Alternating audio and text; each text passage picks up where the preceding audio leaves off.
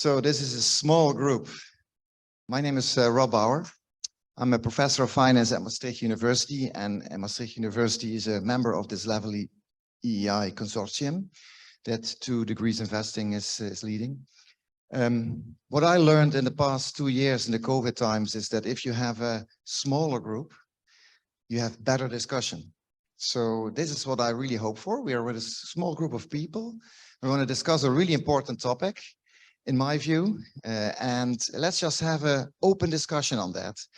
Given that we are so small, the setup is a bit different than I thought when I started. Actually, my colleague Marco Ceccarelli is also here, also an assistant professor of finance in Maastricht.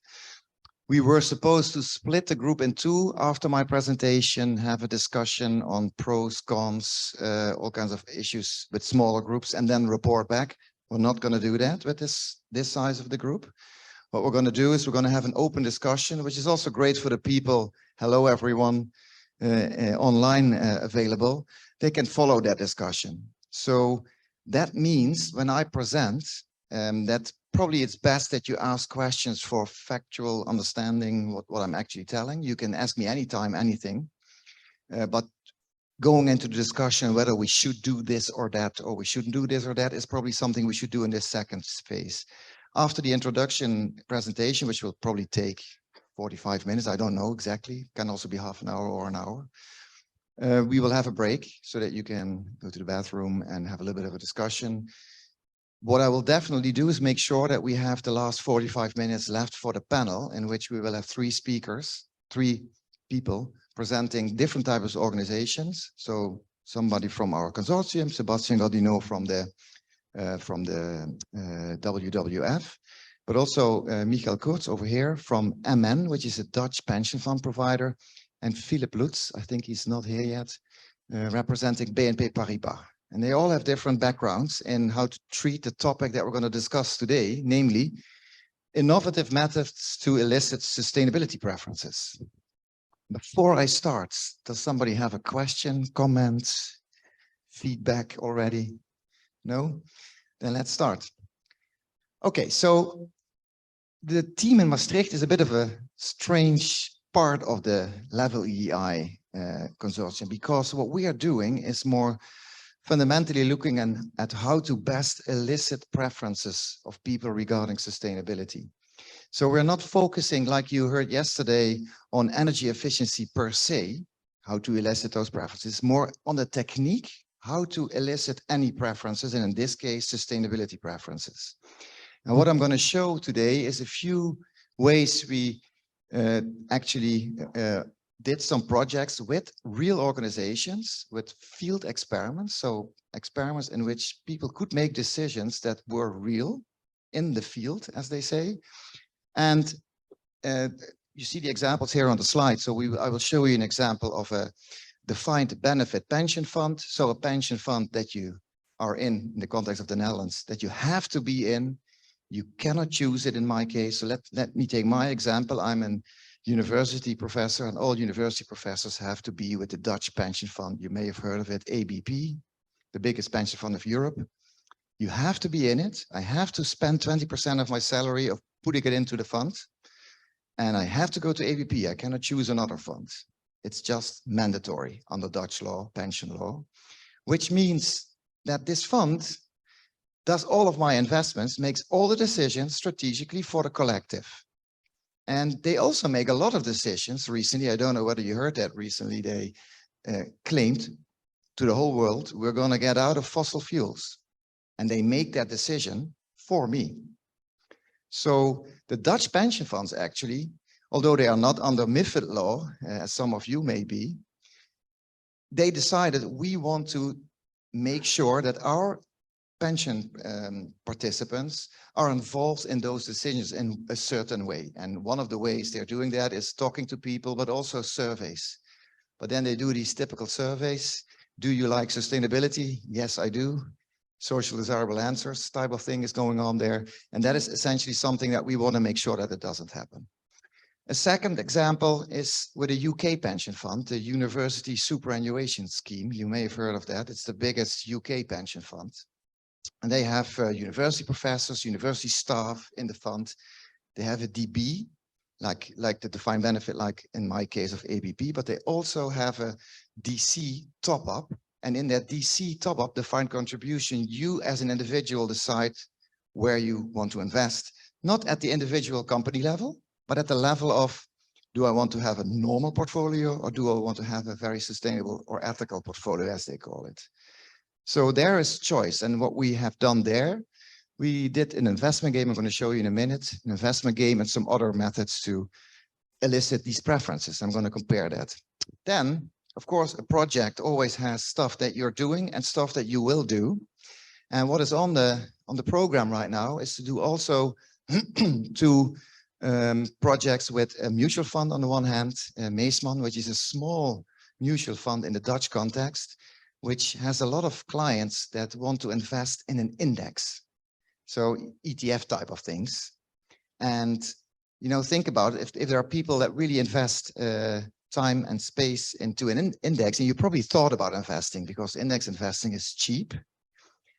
And cheap is good for net returns in principle. So, but on the other hand, people that think about stuff might also be very thoughtful about the topic of sustainability. And then you suddenly have potentially you have a conflict on the one hand. That is something we want to investigate there.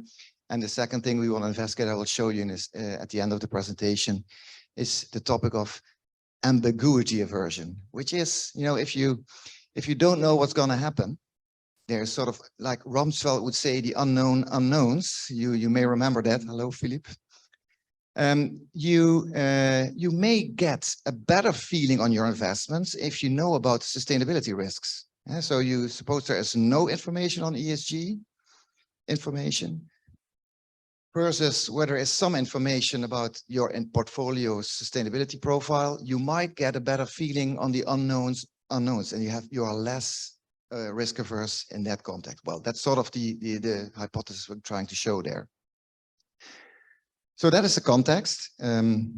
What I want to show you first is this little slide that shows that it is important. So this is a paper in the Journal of Finance, which Marco, Michael also, and we are all finance PhDs. We know that the Journal of Finance is sort of the holy grail. And 10 years ago, you couldn't publish a paper like this probably in that journal, but right now you can.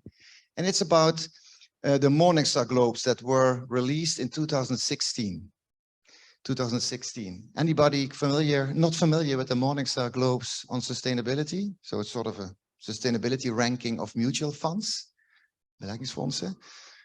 And before that, the launch of this new product of Morningstar, so not just looking at risk and return and all these other ratings they have, they also launched these globes, which sort of said one globe is very low sustainability rating, 5 globes is a high sustainability rating.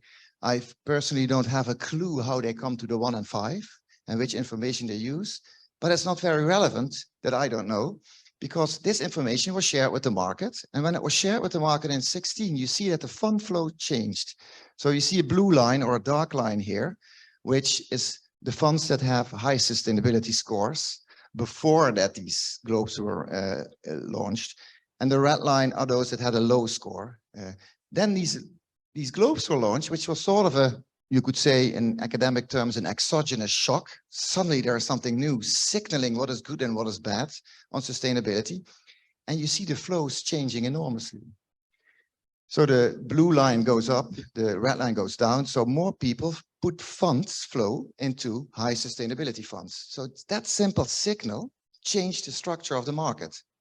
So knowing what people want, especially if you have a sort of a normative goal to put more money in those funds, is very important. But this is in the context of mutual funds where you have choice. So remember, when I talked about my pension fund context, I don't have choice myself. Here you can execute your choice and just go from one mutual fund to the other. I cannot. So it's really important, in my view, that also in the pension funds, good morning, please sit down. Also in the pension fund context, you measure that. So that's what I'm going to show you first. Pension funds, you know, if you look at the Dutch context, we got a lot of defined benefit funds. So where there's a collective, you don't make your own decisions, others do it for you. Compared to the defined contribution, which is in many other countries like the UK currently the normal way of acting. And also I think in France, probably Belgium is a bit of a different situation. In that fund, the board makes a lot of strategic decisions, the board of the fund. So I did a study in a totally different context that shows that boards that are aging, older people in the board, people like me with gray hair, old people, they tend to be more risk averse for the fund, all other things equal, which is weird, you know, because you have to make a decision which is good for the people in the fund. So if there are a lot of young people in the fund, you may take more risk than if there are a lot of older people in the fund. It should not be dependent on the board. The same could happen in the context of sustainability, that if boards make decisions in this context, so there is a certain moral obligation for these boards to, man, there's a lot of noise going on everywhere, isn't it? So there's a moral obligation for this board to really know what their participants want. And in the Netherlands, it's even different compared to many other countries. The pension funds created their own pledge in a covenant to interact with their beneficiaries on the extent to which this fund should engage in sustainable investing. So they all signed an agreement across the whole sector in the Netherlands. The biggest 50 funds are all in there. And they signed, we want to integrate sustainability preferences into our sustainable investment strategy. And we are going to do that. You can hold us accountable for that. So what did they do? Oops. Most of them went into the survey experiment. So they hired an organization like Motive Action and said, just survey our participants. And then you get these really lousy surveys that are probably better even than many of you actually measure risk preferences right now, which are also very, very basic ways of measuring risk preferences. But nonetheless, they started doing something. So what I'm going to tell you is based on two papers. So if you're interested in that, I guess you will also get access to this presentation and also what I'm telling you now. One paper is called Get Real, Individuals Prefer More Sustainable Investments. I'm going to talk to you about that in a minute. And another paper is a paper for the USS fund that I talked about, Measuring Sustainable Preferences of Pension Members in the UK. Why is this relevant? And I'm absolutely not a law expert, and we're going to have a panel in which we may dwell on this topic a bit more. So there was a European Commission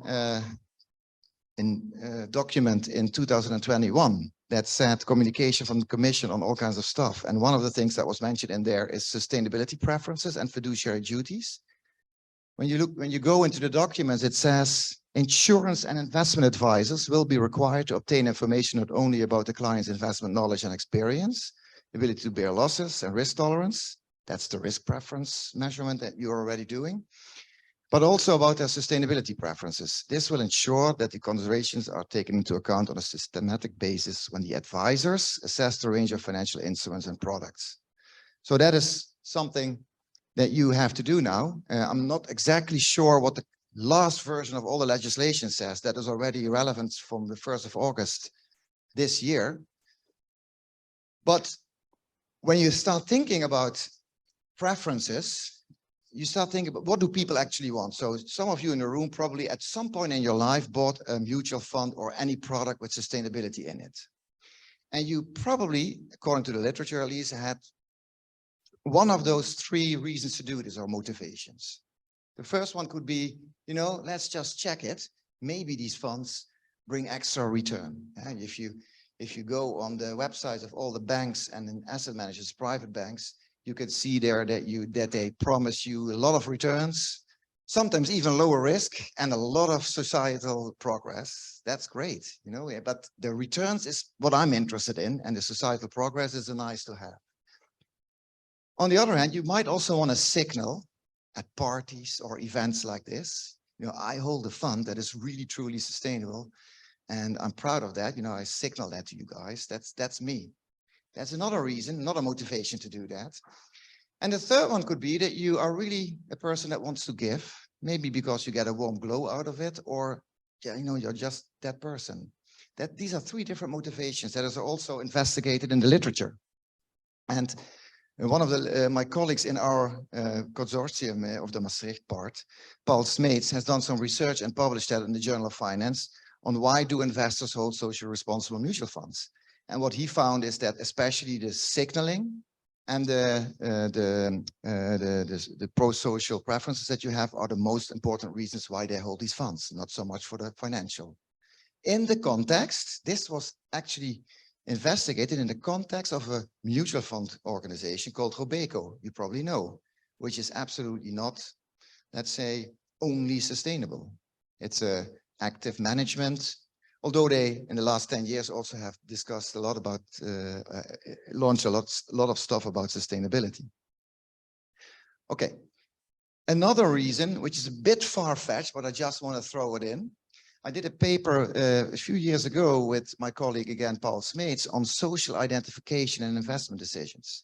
What we measured was how individuals, clients of funds, in this case, 2 social banks, Triodos and ASN, how clients socially identify with these banks. Do you feel that you're on the same page in the way you look at the world and on this topic? And what we found is that those clients that are indeed on the same page with the bank on the way that they look at sustainability also were more loyal customers. So knowing what your customers want might also help you to create a clientele that is more longer in your organization, which makes a lot of sense as well. But this is sort of a side catch.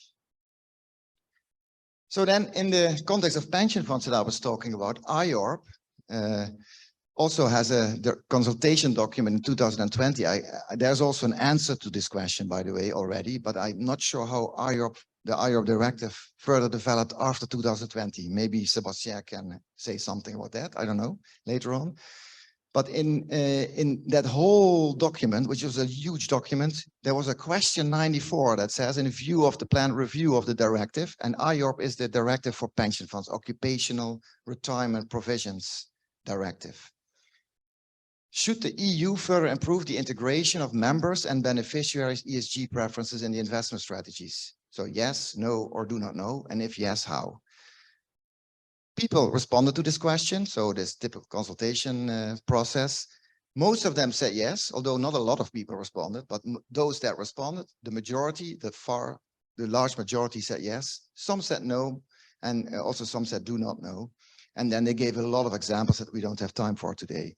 So there is just like in the Netherlands, it seems that it also is going to Europe, that somehow at some point also pension funds have to actually measure these preferences of participants. As I said, I'm not a legal scholar, and I'm definitely not a specialist in EU bureaucracy and how long that takes and all that. But it seems to be on the track that this is also coming to you.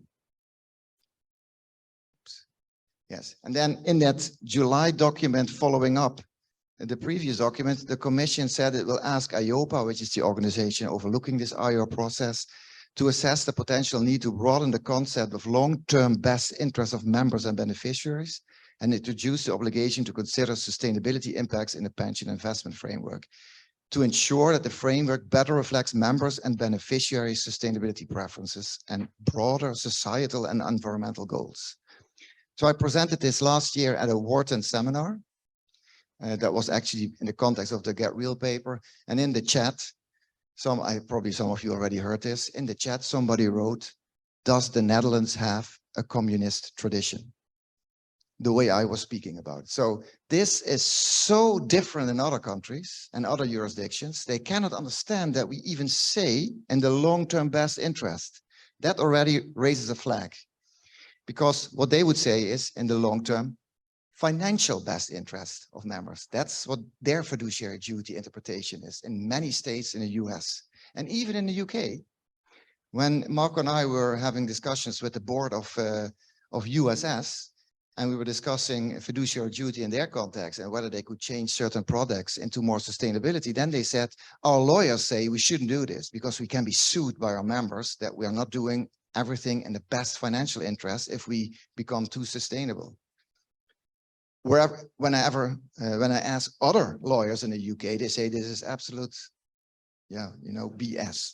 So I don't know who to believe there, especially if you go into a discussion with lawyers. Anyway, this is the situation. So what was the response of Dutch pension funds? there's this EU legislation coming, and there is this pledge they had themselves. So many funds use the survey instrument. Either the bigger ones ask themselves, they have a marketing communication department, they ask a lot of stuff, so let's just throw in a few sustainability preference questions and see what happens. And some other funds, they started focus groups or ad hoc interviews, but there are lots of biases involved with both activities, because in the context of surveys, you have social desirability bias, probably also in interviews, by the way.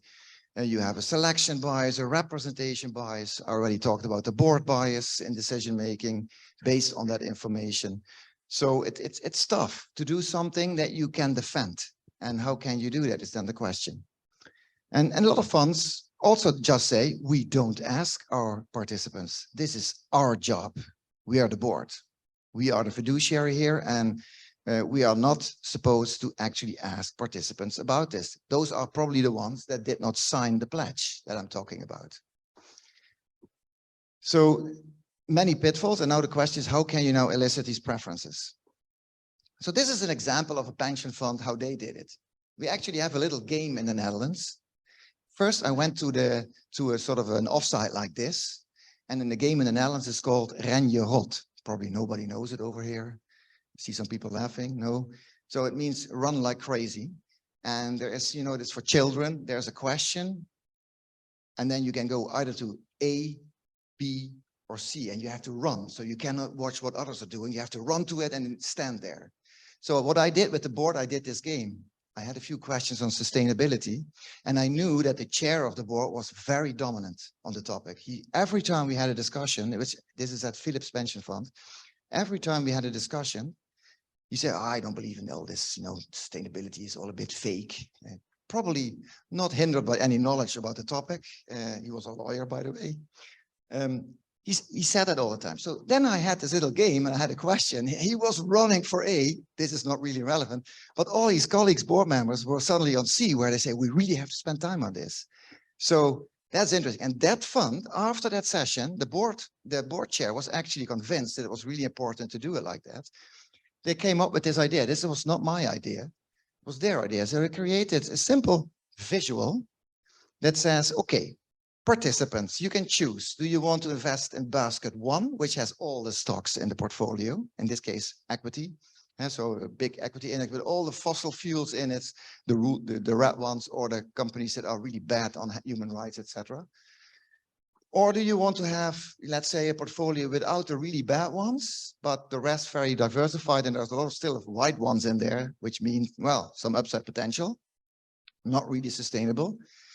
Or a more, let's say, concentrated portfolio with a lot of positions in the big ones, and you still have some white ones for risk management purposes, because you cannot go fully out of certain sectors because then your portfolio is not diversified anymore.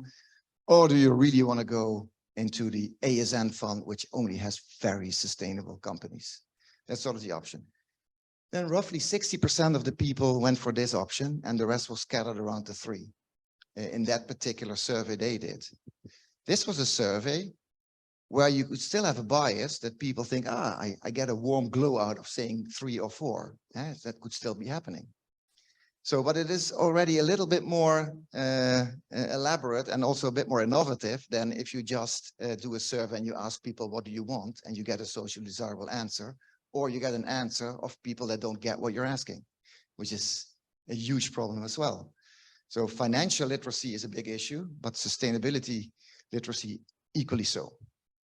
So I'm going to tell you now a bit about the case study on detailhandel. So it's the pension fund for the retail sector. Detailhandel means retail in Netherlands. It's called detailhandel. It's a big fund, top 10 in the Netherlands, 30 billion euro assets under management. So it's way smaller than ABP, but it has more than 1 million beneficiaries because everybody that once worked in a shop is part of this fund. So a lot of students are in there, young people. They have a very young population because of that. It's run by only 10 people. 10 people work there. They manage 30 billion. So they delegate everything. They only make strategic decisions. And once the strategic decision is made, they delegate it to their service providers. And they have one big one, the biggest one there is, so you know who it is, that does everything. They also have investment beliefs, and I mentioned this because it's very important to understand this, that are, you know, we want to have a high quality process in the delegation, but we also exclusively focus on public and passive investments. So no fancy active management stuff going on, index. But that gives already a bit of a trade-off. You know, if you have an index, you got everything in the index. At least that was the case 5 years ago. You might exclude certain stocks because there are also some indices available now in which you can divest. It's cold, Sebastian, isn't it? It's cold, there's noise, it's crazy, yeah. And there is a European top going on. Maybe that's why that is happening. Is it a car? It's your car? No, okay, that's good. Yeah, yes. Okay, in 2018, they had a program that was very basic. So they had certain exclusions, which was just controversial weapons, which is actually mandatory by Dutch law, that you're not allowed to invest in companies that create these cluster bombs and personal landmines.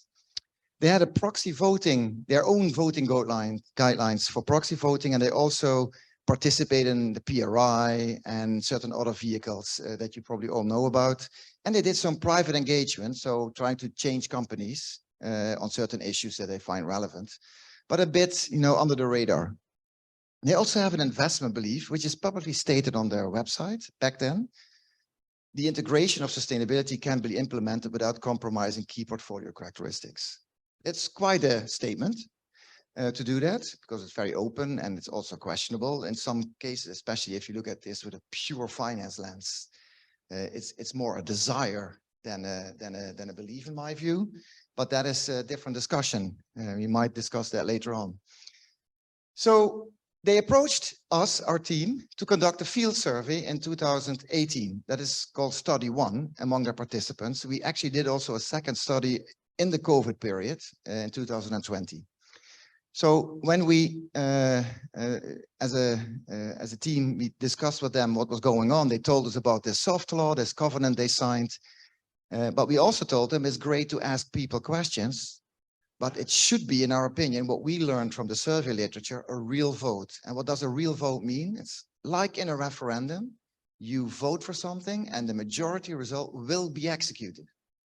So there's a consequence to your vote. Of course, your own marginal vote is probably not pivotal because you're just one person voting, but that's the same as if you go to elections, you have the same problem. It doesn't mean that you shouldn't go to the vote. But in principle, it's a real vote. And it's also a very simple question that we ask. I'll show you the question later on. Sort of like a binding referendum.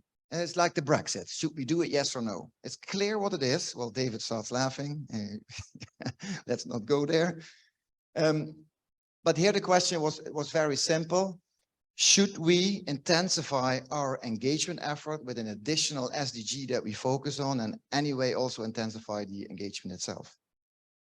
So this question was asked, and then 70% of the participants said yes to that, knowing that that would also be executed. So if you are, let's say you're a Catholic in Ireland, a camera crew comes to you and says, should we allow abortion? What are you saying? The socially desirable answer in the Catholic context, no, we should not. But if you start thinking about that and you know you have an impact with your vote and you really, you want this vote to be executed, you might say something different. So you have to create a context in that people really show their preferences. And that's obviously not happening if you have a camera focus at you. So what we did here is a simple survey, but with a consequence. You will see later on in the USS, it's a bit different.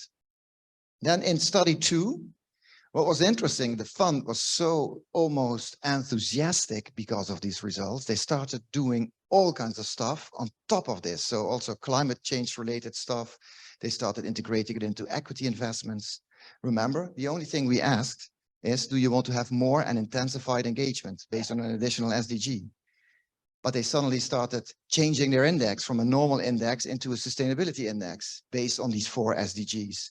They started to do this for developed markets and emerging markets. They started an impact mandate. But they did not ask this to their clients. That was their own decision as a board again. But they still wanted to know in 2020, do our participants, first of all, still say yes to this because we executed it? And do they also like what we have done on top of that? So this is the question. No, it cannot get more simple. Do you want pensioenfonds detailhandel to add the fourth sustainable development goal, responsible consumption and production? Yes, no, or no opinion. The result was, sorry, and what was also said is, if there's more than 50% saying yes or no, then we're going to do exactly that. So now what we did, and that's not in the end paper because, referees and editors of journals, they always have issues. But what we did is we created two groups. So this side of the room got this question that I just talked about with the consequence, but this side of the room got the question without the consequence. So it was a hypothetical question. And we thought as researchers there would be a huge difference because this group would reveal their true preferences because then there is a consequence.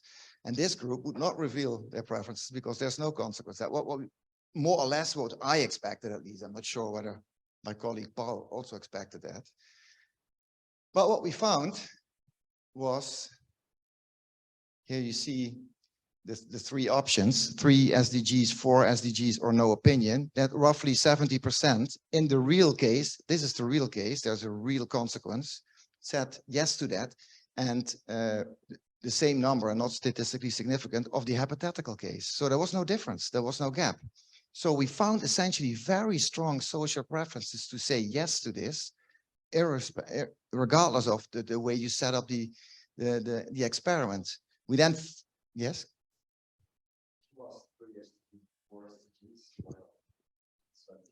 Yeah, that's, as a researcher, I would have said, I ask what I want. But of course, if you do these field experiments with boards, they have reputation, they have a status quo bias. And so they had 3 SDGs that they already had implemented, and they just add, should we add another 4th? And should we intensify our engagements overall? And that was just the limits for us. We could get only a very simple question, but it's a good question because we are searching for a fund. And if you know one, please, that wants to do this experiment without any sustainable investments right now, and then ask their from 0 to whatever, and have a lot of options, much better questions. You're right. Okay, so what we learned from this is that there is a lot of, there seems to be a lot of pro-social preferences, a lot of sustainability preferences, if you may say, in this context. And for that reason, what we did is we checked in all kinds of ways, and you can read it in the paper, whether we could also find these preferences in other ways. We looked at how people voted, for instance, on the elections, and does that compare to what we find here? Is there a connection between how people vote for parties that tend to be more green and the decision they made in this tool?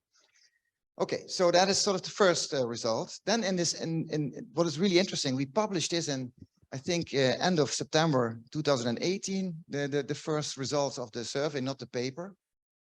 Within a week after that, the board decided we're going to do this. So they promised this ex ante, and they also executed it, but they executed it. They decided it formally in a board meeting following that report within a week. So that is really strong signaling of the board that they take their participants seriously, and they executed it really after that in a few months. So months after that, we published a survey in 2019. So as I said, study 2's goal was to find out whether they still like that choice, more engagement. But also they integrated these 4 SDGs that I talked about in an index portfolio strategy in developed markets without a vote. So they just did it. And so what they did, you can see this on this slide over here. Wait, it's a bit slow. Yes. So what they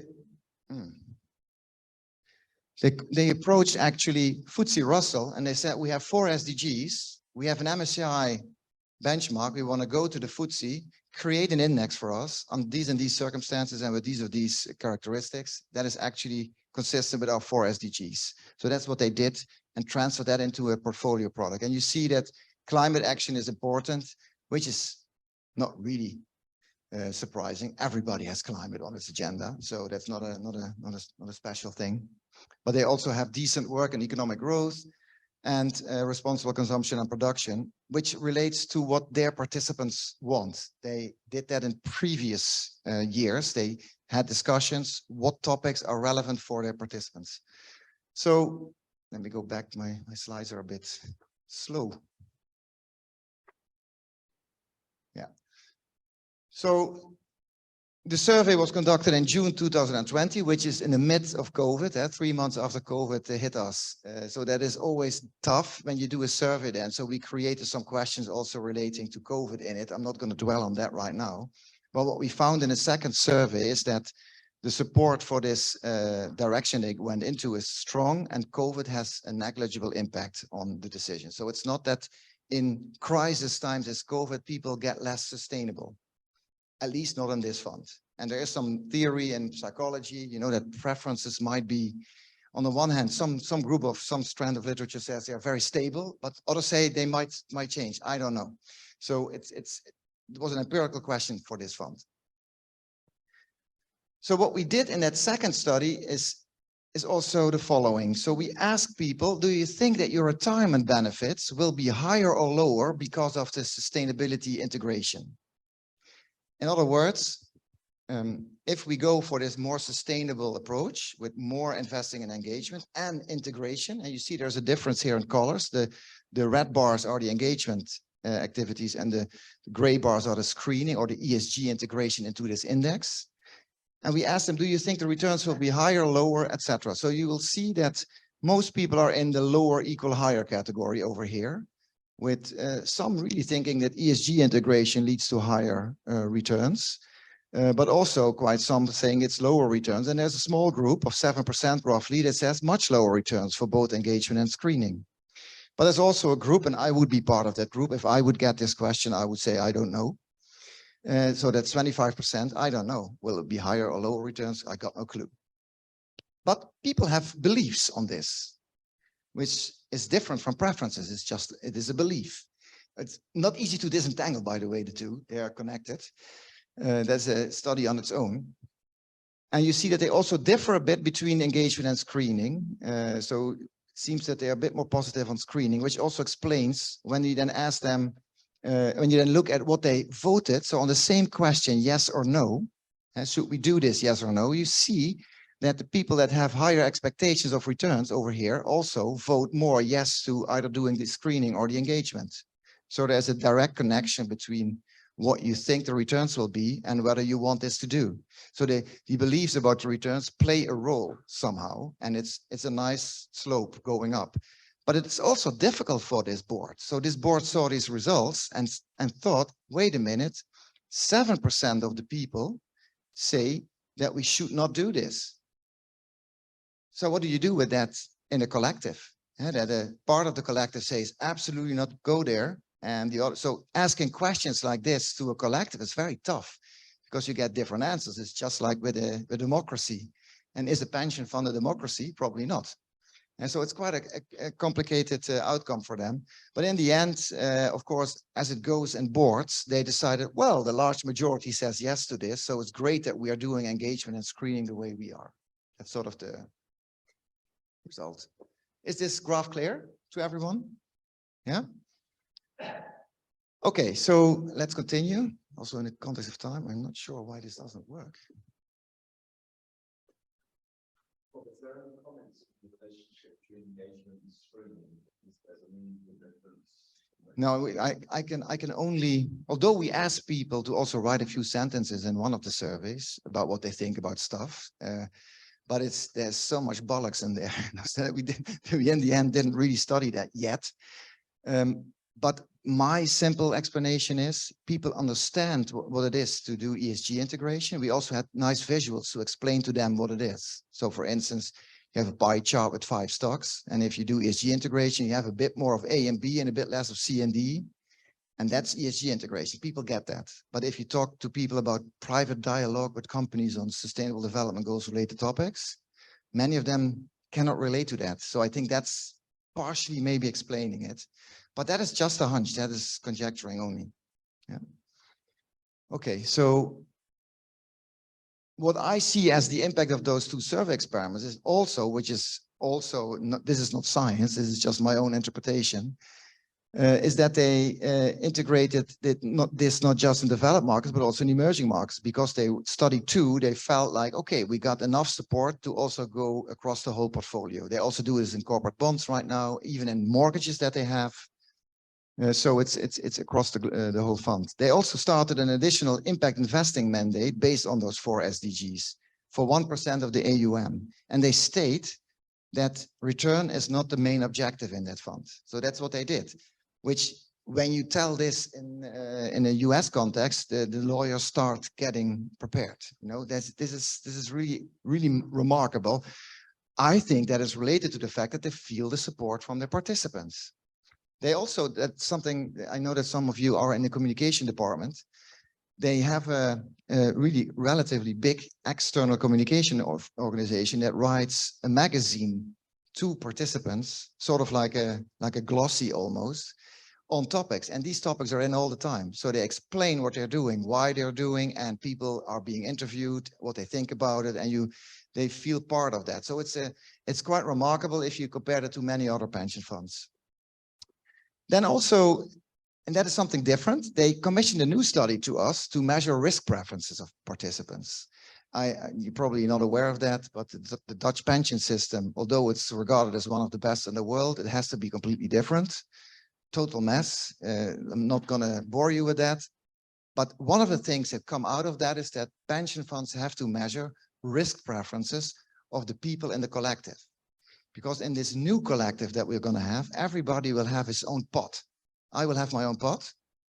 And now the fund has to, at the individual cohort level, so my year, for instance, that I'm born in, we need to know what the risk preferences of those people in the year are, and then make a portfolio that's consistent with that, and then add for all the cohorts, all those portfolio, and then there's a collective portfolio.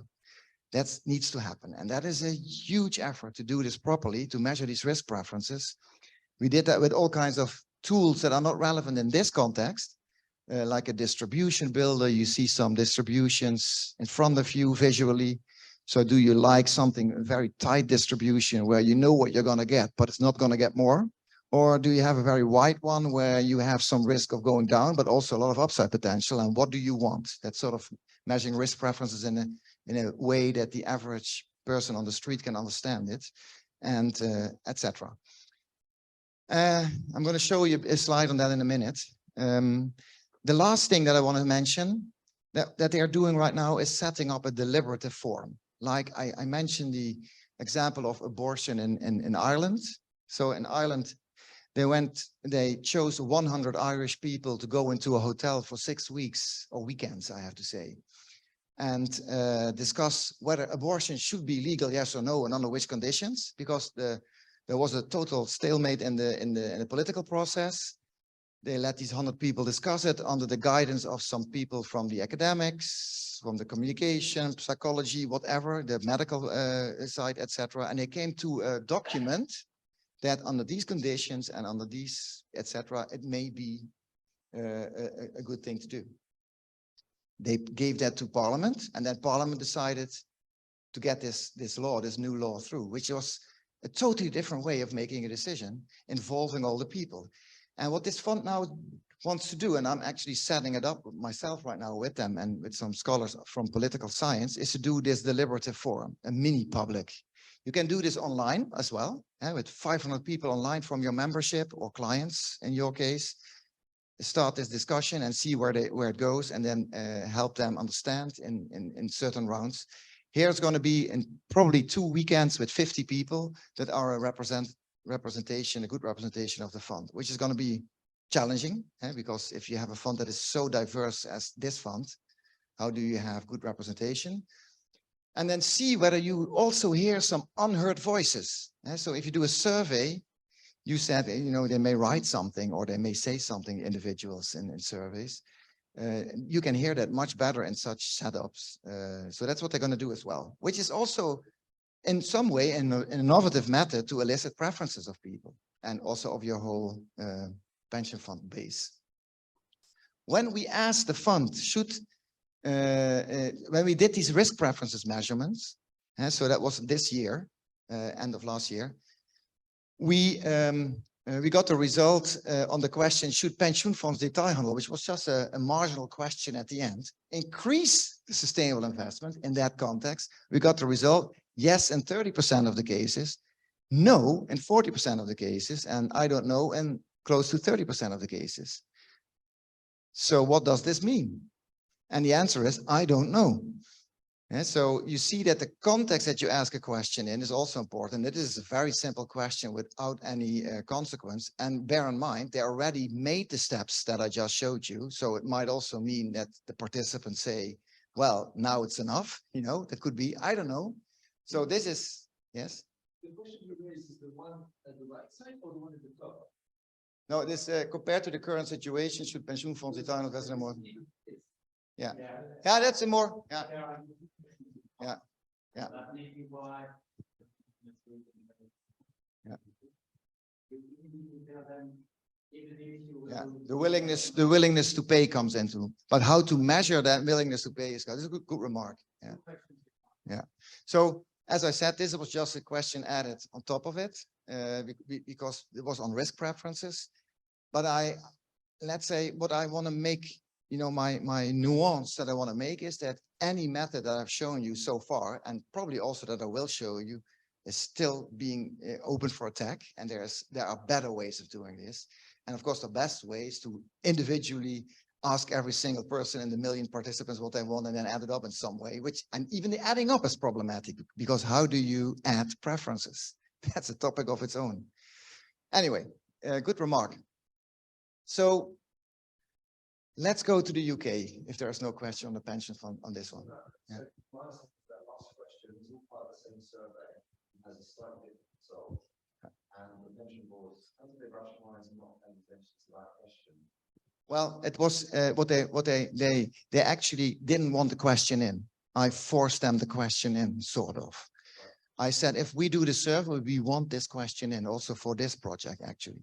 Because I want to show to the EU that the results are not so easy. So this is one of there's another question in there, actually, should they more engage on energy efficiency with companies? Same result. But of course, these questions are so difficult to answer without really good explanations in the survey like this. So our special survey is much better on that, because there we explain everything. You know, you got visuals, you got text boxes that you can click on to understand what we're doing. Here it was just an added question. So I would not trust these results as much as the results I showed you so far. Yeah. So who's from the UK here? Two, I think. Yeah. Yeah. So in the UK, you got this fund. Oh, there's.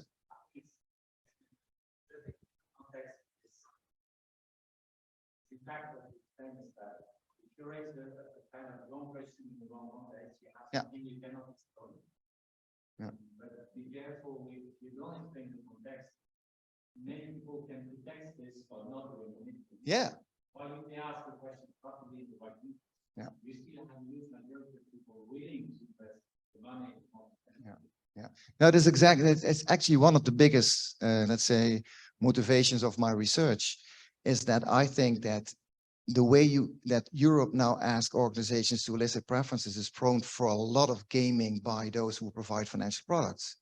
I think you can misuse the fact that you have to elicit preferences. You can create surveys as poorly as this question, or even worse, and lure people into high fee private equity funds that they don't need, but are really good for your bottom line. So that's, if that's what you mean, that's driving actually our teams let's say, objective to measure these preferences. Yeah. Maybe this is one for the discussion, but I cannot see what sort of is blurring anyway. So yeah. I cannot see what's hard to understand in this question. It's saying, do you want to invest in a sustainable way, even if there's an inflow, it attracts you to return? Yeah. I think when you ask someone who part of that question, like, do you want to invest sustainably without any potential trade-off? That's when you get a high result. I fully agree with the remark on trade-offs. And so, but of course, you can only define a trade-off if you know what the objective is. And so, and then the question is, what is the objective? Is the objective to get a return and sustainability? Is the objective just a return or just sustainability? So everybody that provides products or everybody that demands products should have clarity on what they actually want to do with this product. And that is, so you're right. I think any question you ask here could be unclear for that reason. Even if it is this question or part of the question, or the question, do you want to lose money? You know, well, who says yes to that? Some people might say. So I advise in a pro bono way, an organization of 300 million assets owned by 2 nuns in a monastery, in a convent. These nuns saved a lot, as you can see. There were like a few hundred of those. Only 2 are left, 93 years old, 97 years old, and those 2 own 300 million. And they tell me, please invest sustainably and really sustainably. Give it to hospitals, etc. You know, that sort of stuff. And then they say, I couldn't care less about the return. It doesn't matter at all what the return is. Well, then I say, if that's the case, why don't you give the money? No, we want to keep the money and get the returns to give away. Well, because you could, of course, also give away the money to philanthropic goals, which is a much more effective way of doing stuff, I think. But yeah. Okay, so let's go to the UK context. This is a slide they created themselves when they did a presentation in 2016. USS, University Superannuation Scheme. So just ask questions whenever you want. I think we blur the discussion, and at the end we are going to have another discussion. Where they have this DB base, defined benefit, everybody has to be in there. If I'm a professor there, I would have until I think £50,000, I'm in there in the defined benefit, and everything that I earn above £50,000, I have to make my own decisions, a DC, defined contribution. Then the fund launched funds, a lot of funds, all external, and one so-called ethical fund in 2016. And why did they launch the ethical fund? Because they did a survey themselves in 2015, and they asked people, do you want sustainable or ethical funds in that context? 93% of the participants said, yes, we want ethical funds, 93%. Then they started these funds, and in the end, 7% or so actually bought those funds, exactly the opposite. So that's quite interesting. You already see that it is very difficult to trust the numbers out of a survey where you can just give socially desirable answers. Why wouldn't you say yes to that? Now you get a warm glow yourself, or you just say what they want to hear. So they approached us and actually asked us, can you do something similar to what you just showed us about detailhandel? What I showed you, I also showed them. And can you do something similar? So of course we can do that. That would be really great. At the time, we were still working on the publication of that journal, of that article. So maybe to have an additional fund in there would be great. So we said yes, and we started the project with them.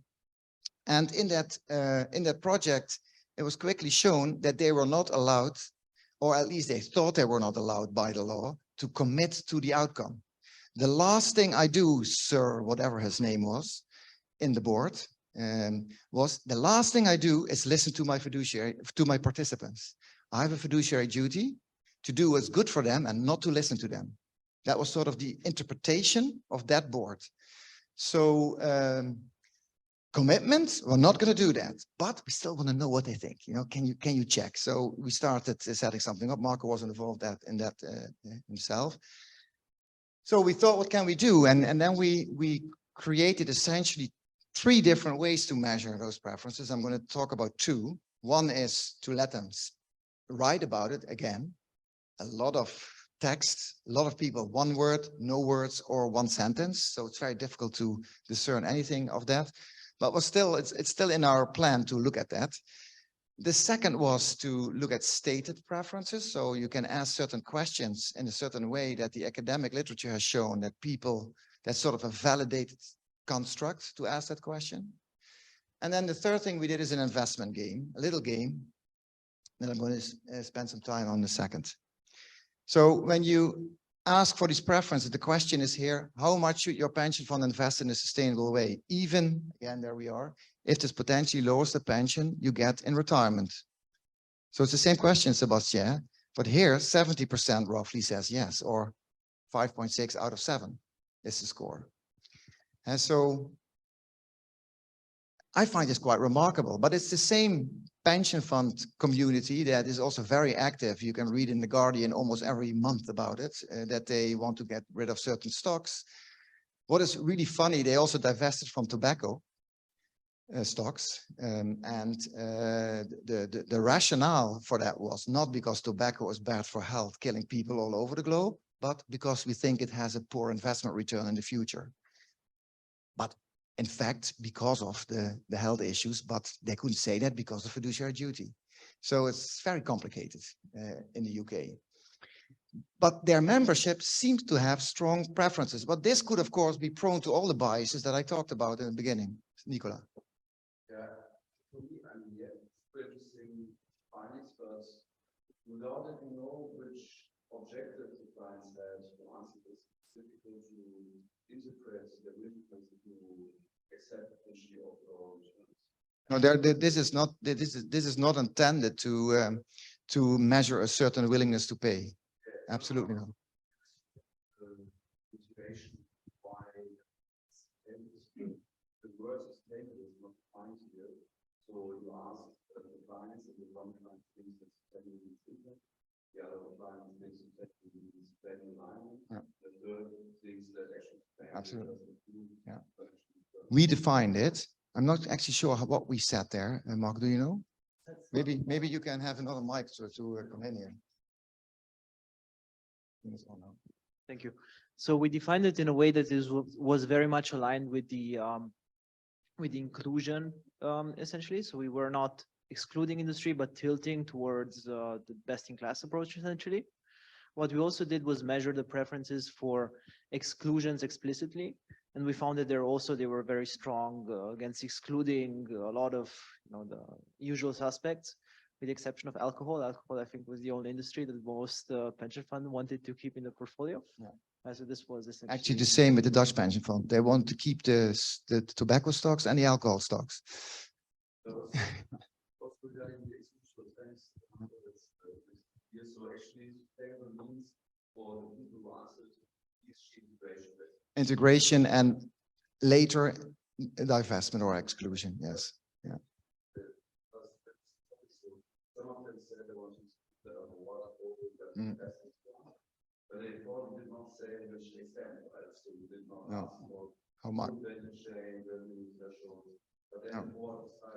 Yes, but remember, if you tell a person, would you like to exclude it, and you start talking about value chain, most of the people look at you, even the professors in the universities, they don't know what you're talking about, Nicola. So there's always a challenge on what you can ask and how far you go. So this is high level. This shows there is a certain demand for sustainability preferences in this fund. Come on. Yes, so this is the setup of the investment. Maybe Marco, maybe you explain this one. I think this is good. You're putting me on the spot here, but all right. I try to do my best. So the game was essentially, we gave participants £1,000, right? And we said, okay, these are virtual pounds, and you have to choose how to invest them. The thing was that you are incentivized in the sense that you get the return of your investments, right? So the choices that you made make a difference for yourself. And then we have various treatments. So the first is you just need to choose an allocation between a sustainable fund, which is the more expensive one. Exactly. So you choose, okay, where should I invest the £1,000 in a sustainable fund, which then means, okay, I have to pay this 1.5% fees out of my own pocket, so to say, or in the conventional fund, which is less expensive. And the thinking is, okay, we really wanted to get at this trade-off between sustainable investing and financial returns. Then we said, okay, but actually what we're interested in is in the importance of a default condition. And the default condition means that if I invest sustainably, because I believe that this is the right thing to do, but if you give me the option to kind of sneak out of this decision, I will take it and then invest conventionally because it's cheaper for me. Then if we give them the option to say, okay, but you can choose yourself, but there is this default option that says you invest everything in the conventional fund. It's a bit more expensive than choosing yourself. So there is a trade-off, but this trade-off is very, very small. So instead of paying 0.5 percentage fees, you will just pay 0.7 percentage fees. So it is the right box up there. And our expectation was, okay, so if most people invest sustainably because they think that this is the good thing to do, they will just exit the game, quote unquote, by choosing the default, which is a convention fund. And then to make sure that people were not just using defaults because they like defaults, we also introduced a sustainable default condition, which was the same thing, but using the sustainable fund. And the idea here, there is no reason whatsoever why they would choose this, because they can have the warm glow of investing themselves in the sustainable fund. And it will also be cheaper, right? Because it's still, the trade-off still exists there. So maybe this wiggle room condition, to give you a bit of more thinking about what that is. You go to the supermarket, you park your car, you walk into the supermarket, and suddenly you see somebody collecting money for the Sisters of Mercy. And you think, oh shit, I don't want to give. What do I do? So either you give something, or you have the wiggle room condition to walk to the other entrance and not see the Sisters of Mercy person.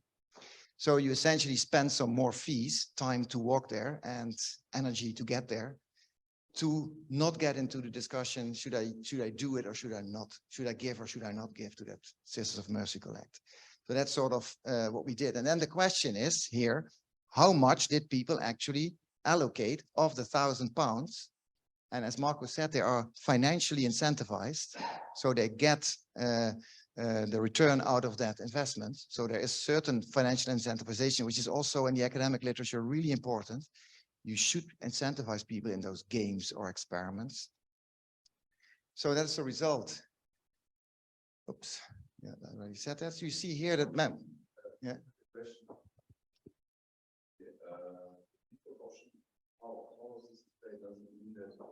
Default means that you just get one option first, you see only one option, then you get the next one. Compared to the choose allocation, they use both at the same moment. So in the default option comes instead of you making a choice.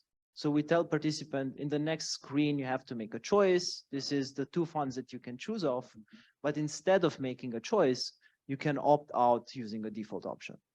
So it comes before.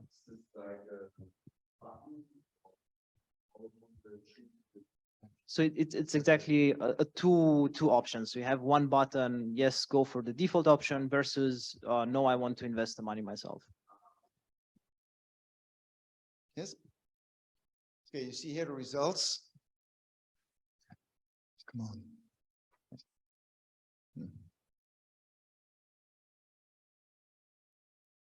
It's slow.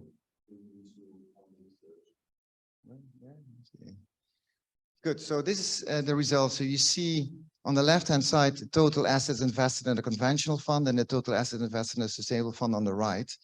The average of the whole thing is 704 invested in the sustainable fund and 296 of the 1,000 in the conventional fund. You see that there are sort of a lot of people on the corners. So many people invest the full amount or nothing. But on average, 70% of the assets would be put into the sustainable fund, which is remarkably similar to what we found in the preferences, which could be, of course, still the case that both of them are biased in the same direction. So I would still say that this is far from ideal to measure preferences. What would be ideal is if you have people making real decisions in the field and then see what they do when you frame them in certain ways, what they could do. And so then that is a real measurement of the preferences. And even then you have biases, of course, because people might not understand it, what they're doing, etc. Anyway, so this is at least showing to USS that there seems to be some demand on the sustainability side. They actually recreated all these funds. They also apparently relabeled the funds, so that I think that the term ethical fund is a totally out of bound term for the topics that they're doing. But they're also bound by, again, the discussions in the board on what they can do. So we were planning to be involved in the change of funds and then in the field observe what they're doing. But unfortunately, that has not yet materialized. And I wonder whether they're ever going to ask us to do that. I'm not sure. We'll see. What is interesting also is that So when we ask people, so what we first saw is that 87% of the participants invest at least 200 pound in the fund. So that is interesting. 87%, at least 220%.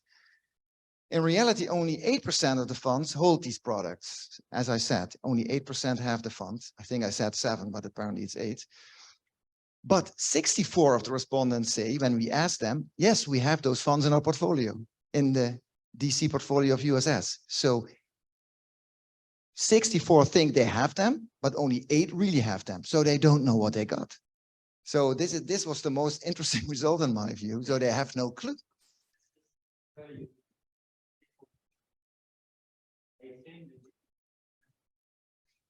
Yeah, you can also misuse our results to do that. Yes, that's correct. Yes, yes. I would be careful with concluding that, but yes, that would be a logical conclusion if all these results were right. Maybe they wanted 70%. A large part of them in the investment game has something. 64% say they have it, but in reality, they only have 8. So there's a huge difference between reality and the context of the survey or the experiment. Okay, that was USS. So different contexts, different questions. Questions on that? I think we're blurring the discussion with but we're going to still have a discussion, but I want to have time left for the panel, obviously.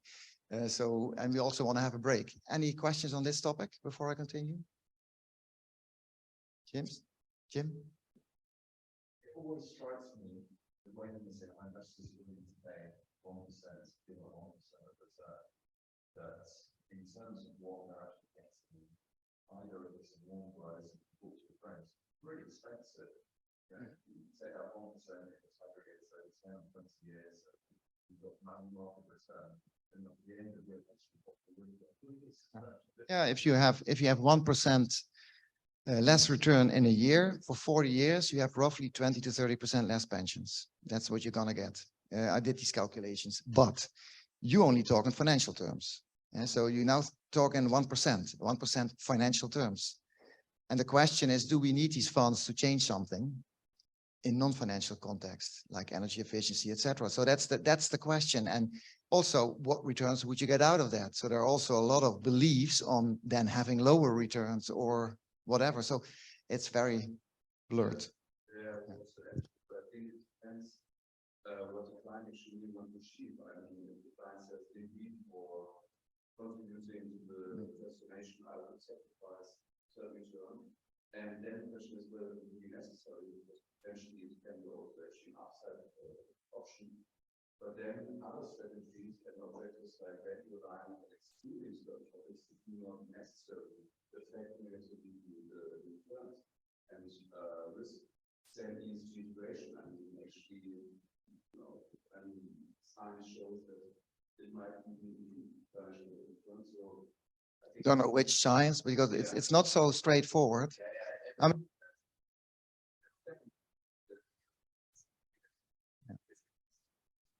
Yeah, I saw a really nice paper by Christoph Schiller. I can share it with you, and then maybe you can. It's about the cost of ESG investing, exactly on this. So if you shrink your portfolio more and more aligned with your values, how does that cost in terms of risk-return trade-offs? And essentially, what we all learned in finance is if you have 30 stocks and you put them into a portfolio, you probably have a well-diversified portfolio. So don't make a big fuss of excluding some companies or over or underinvesting in certain companies. But then again, that was in 1960s sort of literature.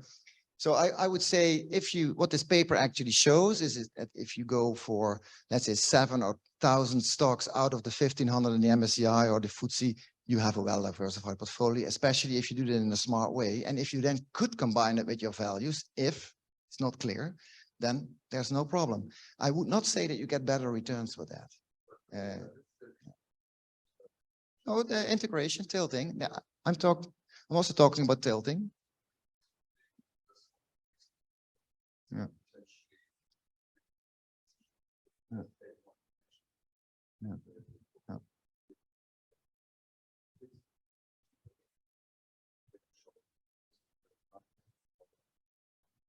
Mm-hmm. Mm-hmm. Yeah. Yeah, but the issue is whether market participants like those in this room already integrated information already in the way they price assets. And if it is already priced, but this is dimensional for the rest of the room.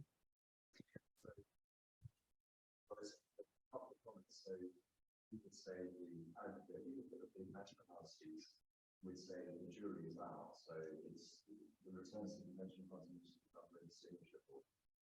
There's some sort of quite positive, some quite negative. Actually, both of them underperformed versus their benchmark indeed. That's what the returns on average.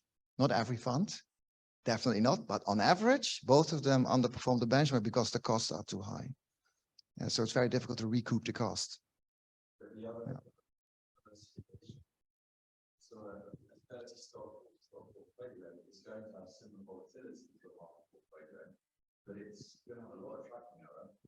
So if you've got an S&P 500 tracking with 40 stocks, you know, have similar volatility to the S&P, but it's not going to get to the same place. It might outperform, might underperform. So you're paying the cost in terms of tracking error. This is one of the other. Yeah, that's correct. But this paper I talked about was not about 30 stocks, but it's about 700 out of 1,500. And then you get very close if you have smart creation of portfolios. So we're going now into the weeds of finance, and we have to be careful with that also given the time. But it's an important point. How do you interpret what this is going to bring you financially and non-financially, and how do you marry the two? And it's very difficult. You know, the Dutch Nobel Prize winner, Tinbergen, he said, if you have two objectives, you also need to have two instruments. And the question is, does one portfolio do the job for those both objectives? Probably not. That's tough. And so it's very difficult to organize yourself with that.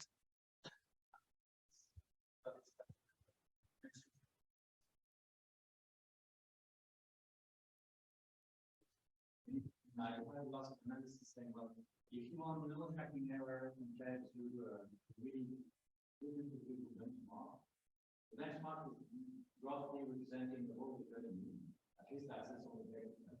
The whole economy climate price per example is 40 billion, and the objective is 1.5. So many people say, well, if you have zero tracking error, you cannot do 1.5 line for the benchmark. It's just not possible. That means you have to accept substantial tracking error if you really want to invest really sustainably. But that can be stopped. But that's when Tinbergen comes in. So you have two objectives. You want to provide a pension, or you want to buy your fridge in 10 years with your investments. And you want to also make sure that you're 1.5 aligned. And it's very difficult to marry the two into one product. So that's something I think we're all struggling with, and that it always goes through the discussion. So it, in the end, becomes a trade-off discussion. Maybe you can be 1.5 aligned, but it will lead to higher risk. And then the question is, where on this trade-off relationship do you want to be? And that's a tough one. And especially a tough one to ask to individual clients. They cannot make this decision, most of them at least not. So it's tough. It's almost, yeah, frustrating to conclude that actually. Okay, let's get rid of frustration and continue.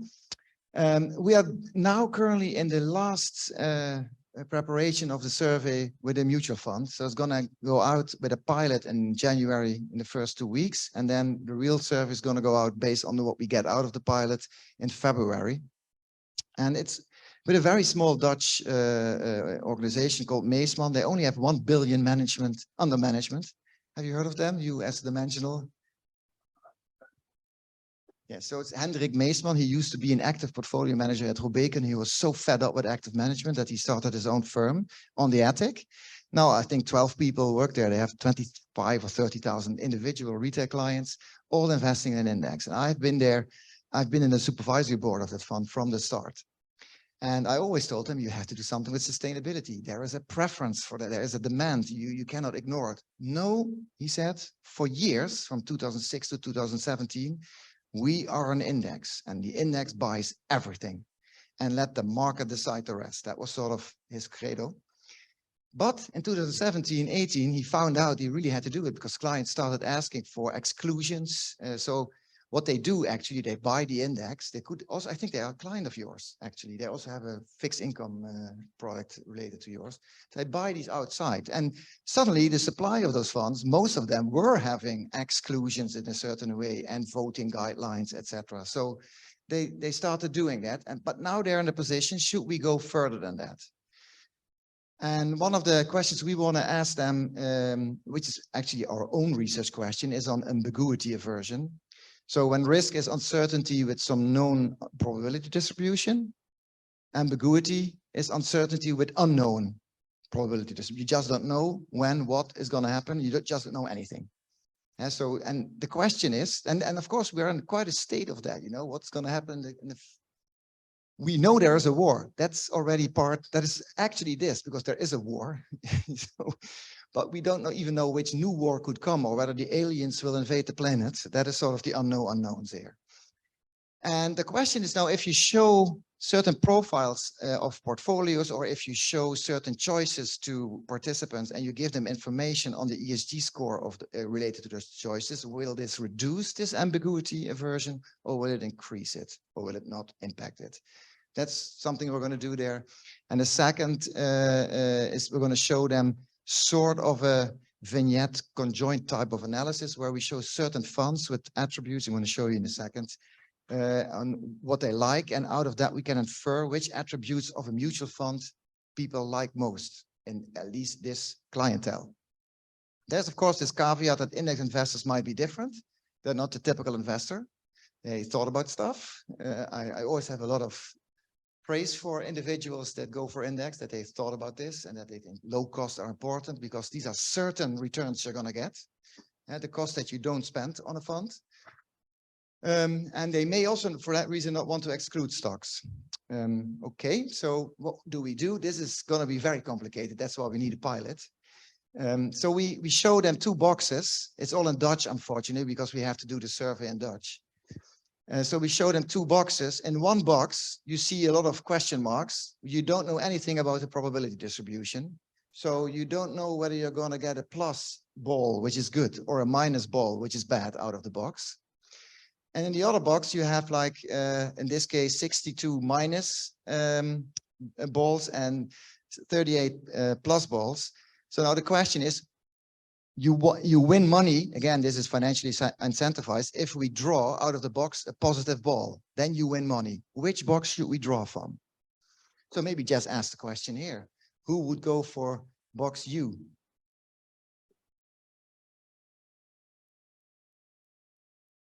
So again, the objective is to get a plus out of it. And the plus is a ball with a plus on it. It could also be a ball with a minus on it. And if you get a minus, you don't get money. And if you get a plus, you get money. I know you can choose. I can give you the option here. Which one would you choose? You would take the U one. Why? Because if I do the other one systematically, I will get 50% of the time zero. Yeah. But maybe here it's 90% of the time zero. Right? You don't know. Yeah, so I don't say it's a wrong answer. There's no wrong answer here. It depends on, yeah, it's the way you take risk. And so, of course, we vary these probabilities to them and then see out of that we can infer their risk preferences. No, you cannot say people prefer. It's very individual. Well, if you are really, you like taking risk, you might go for that one. Yeah, because maybe you get the plus out of it with a higher chance. You know, they're trying to fool me, and I know this. You know, I'm going to say that the Netherlands become world champion. That's sort of the same thing. So here on the left-hand side, it is clear. You know what the distribution is, but there's still a risk. It could be 62% negative. Here you don't know the distribution. And then some people would still go for this. And we are varying this. And out of that, we can infer for the individual persons and then also as a whole, how much risk people want to take. So that's one thing we're going to do. And what we're going to show then also is some boxes have where there's information on whether it's an ESG fund or not. So it's related to ESG. That's what's part of the study.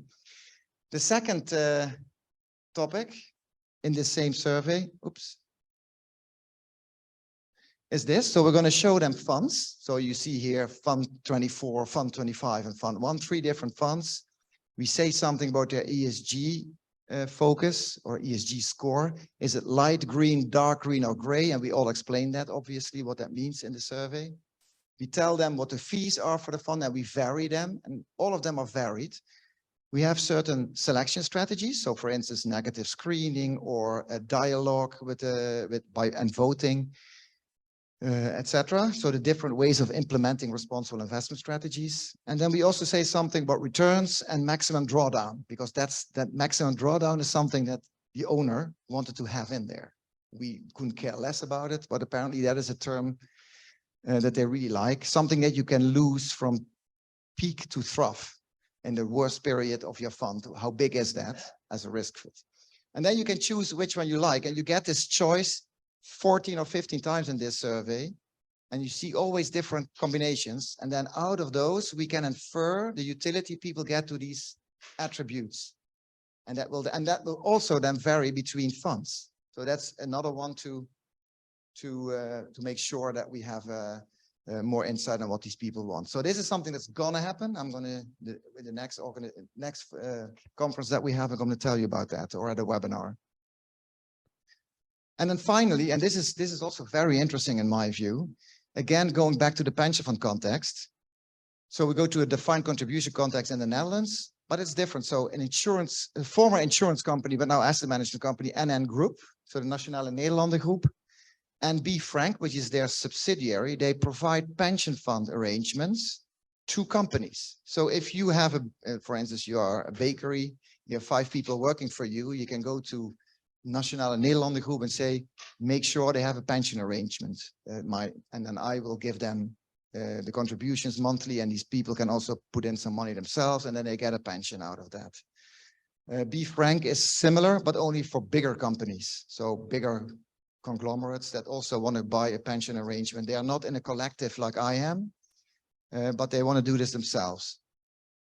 What they right now do is they offer 3 sort of basic type of funds. They say you can have a normal portfolio, a sustainable portfolio, or a really sustainable portfolio. NN doesn't offer that, but the employers offer that. So the employers start negotiating with NN what the product is. And the employers then also hire advisors to help them make that decision. And when they make the decision, in the end, the employer decides this is the default option. So the default is, for instance, let's go non-sustainable. I, as an HR officer of a company or the CEO in small companies, make that decision. And then still everybody individually can, of course, say, no, I don't like the default. I go for the sustainable option in the example I just gave. But the problem is we all know how strong defaults are. If my company management says I should not go for sustainability, I probably should not go for sustainability, is what a lot of people think, because that is signaling by the company, etc. So what we want to do is now vary the defaults on the one hand, and on the other hand, the most important thing, we're going to ask first the individuals, the employees of the companies, what they want.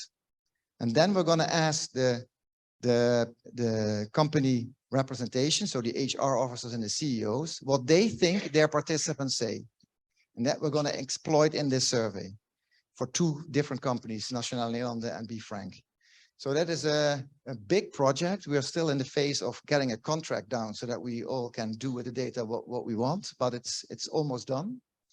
And I think we can execute the survey in February and then have some first results, hopefully before the deadline of our project.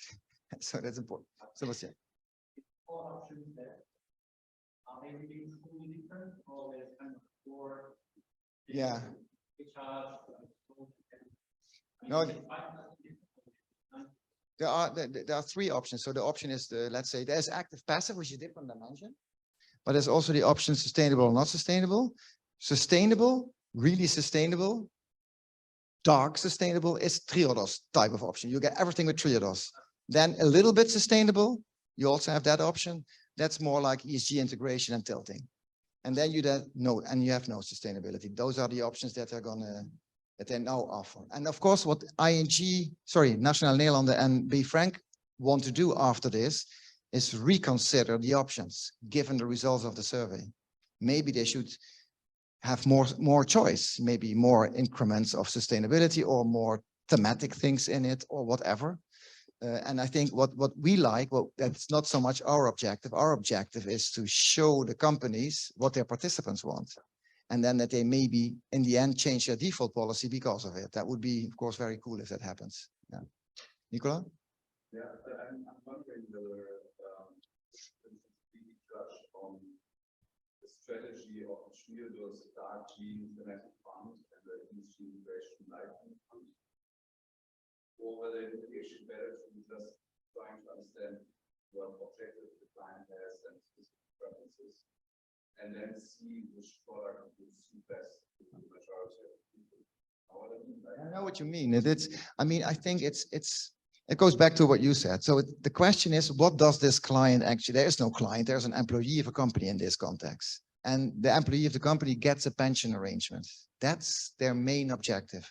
And now in a retail context where you can make individual decisions anytime, go in, out, whatever, it's different than the pension context, obviously. But still, you could have certain objectives. So what we try to do is to explain as best possible way what the options are. But we're not going to try to understand each individual's objective function. That's undoable. So I think that is in this project at least undoable. We'll go at the aggregate level. Do they want more or less of the sustainability? And does the company know what they want? That's sort of, and this disconnect that might be there may be a step towards more sustainability. And then the question is that what we want? That is tough to answer. Yeah. Yes, Sebastian? Well, I have a question, the young colleagues might not know what pension means, but do they really know what business usual pension? No. The investment, are they explaining what this means and how it is done? If you are, no. They don't know about this, then. No. No, I think if you look at the financial literacy discussions that we have seen, so the measurements of that, it's remarkable that many people don't know what 2% means, for instance.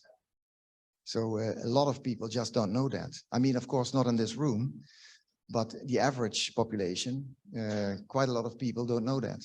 Yeah. Because I'm hearing a lot from different target investors saying, oh, but we should not take this into account because retail investors, they don't really know what they want. Things that they don't even know how it works. In fact, they don't know better how to purely functional companies are. Yeah, correct. Yeah, but I think on the other hand, you could also say that pension funds is a really big bunch of assets in Europe. If you bring them to a higher aggregate level on sustainability across Europe, for instance, that has a huge impact. And then the next step could be how you refine all those things that they propose. And then, of course, in sync with the mutual fund market. It's not on.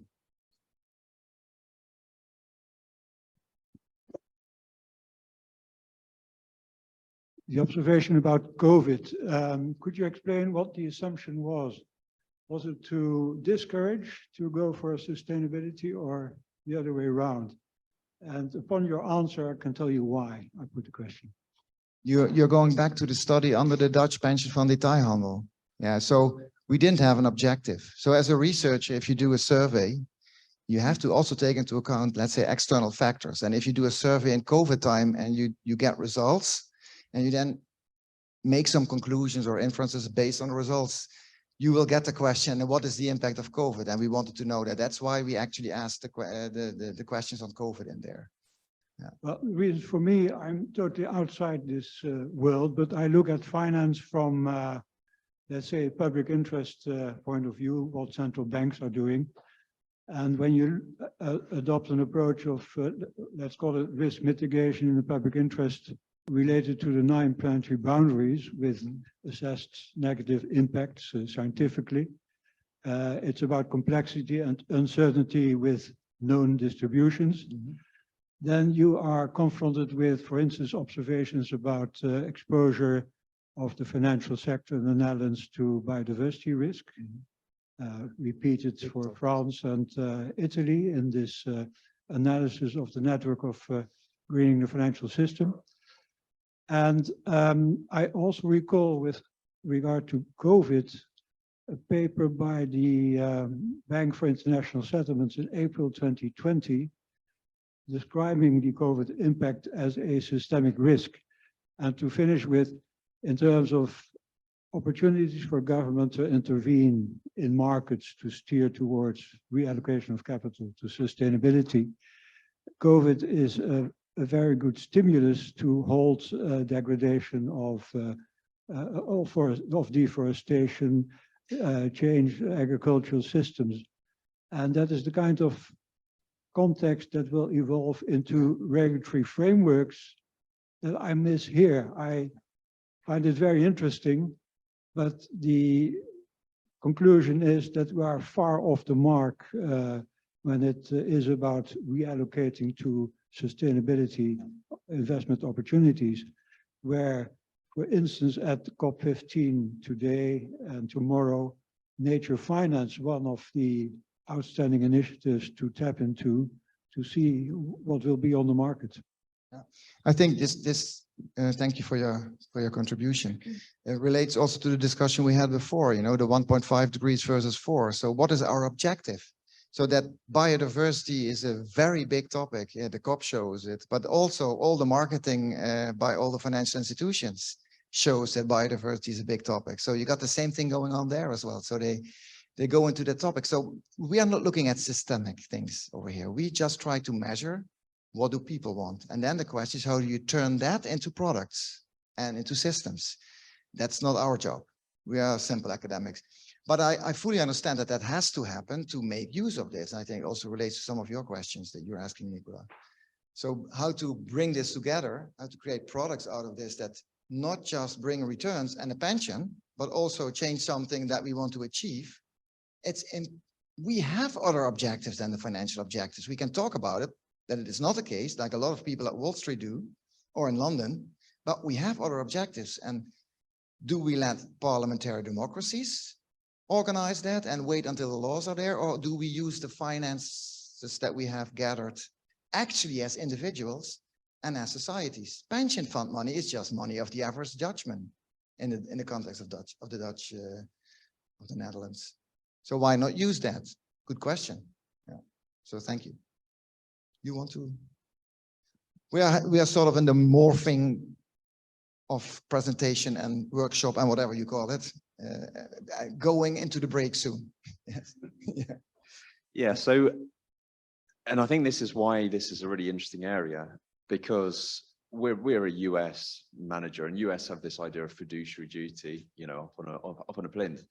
But the point about the lack of financial literacy, you get over that because of fiduciary duty, and you delegate your responsibility for delivering a return to people that are well informed and know investment better than you do. The problem with values is, as managers, we can't tell people what their values should be. Values have to come from end clients, and this is why I think this type of work is so useful and interesting. But then, you know, when we're talking about the goal of achieving net zero, that, you know, I think we all have, I think the challenge is, if you weigh up that cost that you're talking about, if people are willing to pay, you know, 300 million out of a 300,000 out of a 1 million pension pot that they may have, when all the evidence is that currently the available sustainable products are having very little impact on achieving that type of outcome, and there are very limited channels really through which you're likely to have an impact. And that's a really difficult thing, I think, for investors and even for regulators to get their heads around. I fully agree with you. I think it was the Thailand, right, where you said that after the second time that the survey, that they realized, okay, apparently the majority of our beneficiaries want to have sustainability. Maybe they don't fully understand what understanding of sustainability, but they interpreted, although it was not the exact mandate, to increase the share in private equity investments in the total portfolio by 1%. What it's was also it? Impact investing. So it was. Yeah. But So essentially, impact essentially investing, they have a belief yeah. that it doesn't cost money the way they do it. But Yeah. that also probably makes That's- sense because they have a very broad, diversified portfolio Exactly. with some tilts in it to certain topics Exactly. that add to the discussion that we have. But the question is that enough to reach the objective? That's a different So question. that's a completely That- different question. But yeah. imagine 1% of the pension fund system in Europe would be invested in impact investing. Yeah, that would be a I huge mean, impact. for sure, the impact will be higher than having 60% invested in green aligned companies, like with low carbon emissions, for sure. But so That's there what we is, know if you already. look at this discussion, there may be a blend going on. So you could either say, let the board decide on everything, whatever it is. And you don't need to ask people whether climate change is important. You know that as a board. And if your board hasn't the knowledge on that, there's also an issue with that, in my view. Or you say, let's ask participants and then marry our thoughts with those of the participants in such a way that we still are fully fiduciary duty compliant in a financial context. That's sort of what funds essentially are doing. And then the question is, does this make sense? And that from a financial point of view and a non-financial point of view, can you really change something with 1% investing and impact investing? And maybe too much money is going in too few funds and they get overweighted, and it's like happened to the French water funds in the 90s and the 2000s. That doesn't really help as well. So it's a system, as was just mentioned. So I fully agree. Sebastian. Okay. On asset managers taking into account the values of the retail investors or not, I would not, I mean, you might frame it that way, but there are other ways you can frame it. You know, almost 100% of governments globally have signed on legally to the Paris Agreement. So you could assume, well, that means the goal is to align the global economy with 1.5. And you could say, well, as an investor, I'm following this because this was agreed democratically by almost all governments globally.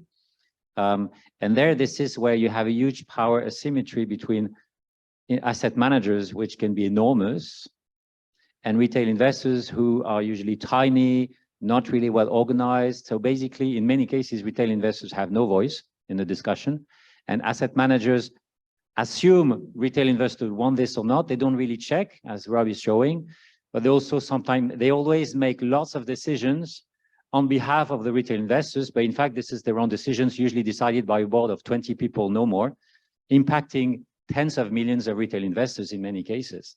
And this huge information, power asymmetry needs to be taken into account, because if the large asset managers is saying, I'm deciding that this is good for my pensioners, my whatever, my beneficiaries and members, to invest in funds that commit to gradually align with the Paris alignment. And in many cases, retail investors will follow, because in many cases, they don't really have the choice. It's difficult for them to have a view, et cetera, et cetera. And I can make an analogy with another sector. So it's a totally separate sector, which is the automotive industry. You know, some companies were already 20 years ago making some commitments to lower the emissions of the car and to go more climate friendly, et cetera. And then there was a requirement for companies to disclose emissions of the car, et cetera. And then SUV came. They did not come because the clients wanted it, the households. They came because car makers were pushing it massively to the market. They were doing an incredible push, and then tens of millions of consumers bought the SUVs, but the SUVs were more expensive, they are polluting more, they have lots of problems, and you could think in many cases this was a wrong decision from consumers to buy them, but they still bought them because the huge car makers were pushing them massively to the market. It was not the consumers asking for it, it was the exact opposite. It was the car makers deciding to push this to the market because this was more profitable for them, not for the consumers. And that really needs to be taken into account. But what you essentially very implicitly, but still are saying is also that there are several conflicts of interest in this whole discussion. So retail investors look at their own balance sheet, which is how much return do I get of my portfolio. Providers of the service They look at their bottom line. How much services do I sell? And how much fees do I get out of that? And for that, of course, I have to show certain returns and risk and whatever, but that is a different thing. So I was in a panel at the Oxford Sustainable Finance Summit last year. It was on private shareholder engagement. There was the Norwegian fund that I actually wrote a report on the engagement and the active management last year. There was the Franklin Templeton. There was BlackRock, the head of stewardship, and there was me. And all of them had 5 minutes to say something, and we already were 2 hours in it before it was my turn. So I thought, I'm not going to say any, sort of like this session. So I take it back here. But what happened is that I thought, I'm not going to tell my story. I'm just going to ask a question. And the BlackRock lady was sitting next to me. She had 2 slides of paper in front of her with a lot of red on it. You are not saying this. You're not going to talk about that. And in blue, it says what she could talk about. Then I asked the question, when you engage with firms, do you have conflicts of interest? Well, she said, we have a website and you can read everything there. 150 pages of our engagement. So that's not what I asked. She said, do you have, when you engage with companies, conflicts of interest? Of course, hinting at the leaked letter on the oil companies in the US. And because there was a letter from Larry Fink first, we are great and we're sustainable. And then in that same year, a Dallas representative of BlackRock sent a letter to the oil companies, we're going to keep on investing in oil and thriving economy and taxes, that sort of thing. She didn't want to answer. The moderator also didn't help me to force her to answer. And 1 second after the panel was ending, she said to me, you're an annoying antagonist. Just ask this one question. That says it all, in my opinion. Of course, they're in a tough position. From left, they are attacked in the US that they should do more on sustainability and the rest of the world. From right, they're attacked they should do less, especially in taxes. So it's very tough, but then be open about it. And openness also means, it also holds for the providers of sustainable funds to show what are your trade-offs. And which trade-offs do you want to make? Might it be that this portfolio is a bit riskier? Then tell them and don't simply sweep it under the rug, in my opinion. That's happening a lot, also by providers of sustainable products, in my view. But definitely also by the conventional ones, especially those that are not authentically providing those topics. So it's a huge discussion. But that's also why pension funds, and it's almost like a broken record, but pension funds, although they are bureaucratic organizations, and although they are a bit more public domain, so there's a lot of inefficiencies going on there, they do not have this conflict of interest coming out of commercial objectives. So they could be a great vehicle if you pool that money.